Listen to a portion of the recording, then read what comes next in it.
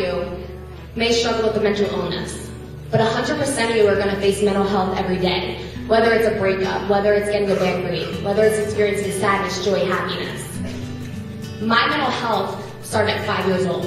When I was 5 years old, my mom started noticing these odd behaviors. I was walking in and out of doorways. I was turning light switches on and off. I would stare at objects for hours on end. And everything I did in even numbers. And I didn't know why.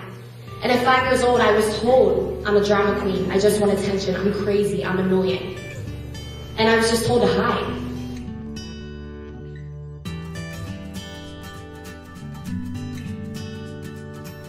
I get to 8th grade, and my mom takes me to a psychologist. And I walk in this room, and it's this dark room that smells like a dentist's office. And there's this woman, and she's one of those cute women that you kind of want to trust and you feel like you have a connection to. And we're in a room, but my mom is sitting next to me. Now, I love my mom. She's gorgeous, she's awesome, she's cool. But I'm sitting there, and we don't want to tell our parents stuff we're going through. So I have to sit there with my mom next to me. And she's saying, tell this lady what you're doing, tell her your behaviors.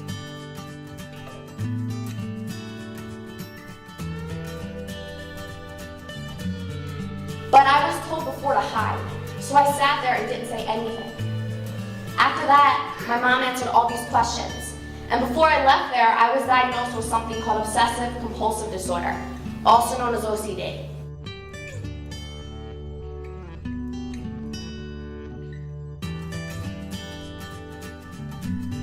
And I started going into a state of depression, where I was finally diagnosed. And I decided that I was going to live 2 lives, because I didn't want anyone to see, the demon inside of me.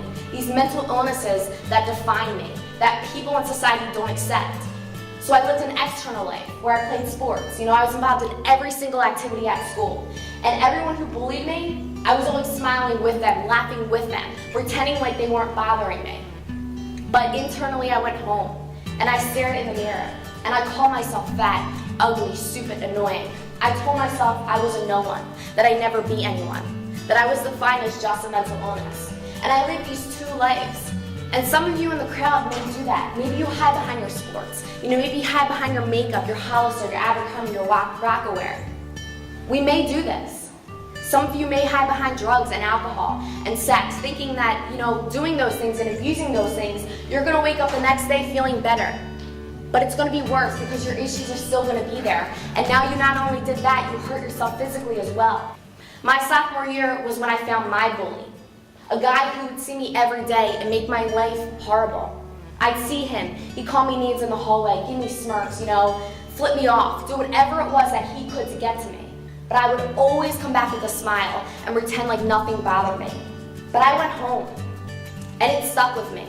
And I stared in that mirror and wondered why. Why am I different than everyone else?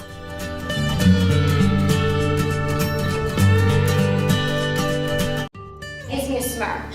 And the next thing you know, there's about 10 people surrounding him. And I see a middle finger. And I couldn't laugh. I couldn't smile, because something inside of me was eating away at me. I ran out of the car, up to my bedroom window, and I opened it. And I stared out my window. And I started thinking, what is the point of living? Why am I here? I turn around, and it's Mary.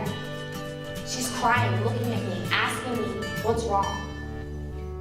She called my mom, and by the end of the day, I was getting rushed in an ambulance to a psychiatric hospital. I get to the hospital, I get to my unit, I look around, and I see all these young adults, just like me, wearing Hollister, wearing Rocawear, wearing sports clothes. Sitting there, living that external and internal life, because they were so afraid of what their peers were going to say. They were so afraid of what their teachers were going to say.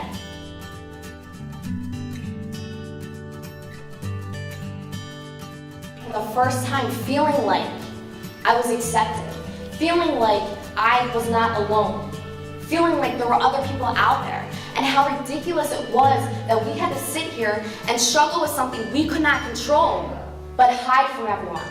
Because it wasn't acceptable in our society, like cancer, like diabetes, like heart issues. Encourage other people.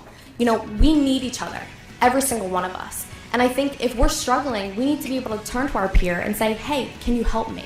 And if that person's not doing well, admit it and say, well, why don't we find someone else who you can talk to? Every day I live with OCD and depression, but every day I cope differently. I cope positively. And I know that if each one of us can do that, if each one of us can respect each other and not give middle fingers, give smiles, spread that smile around, this world is going to be such a better place, and I can feel it.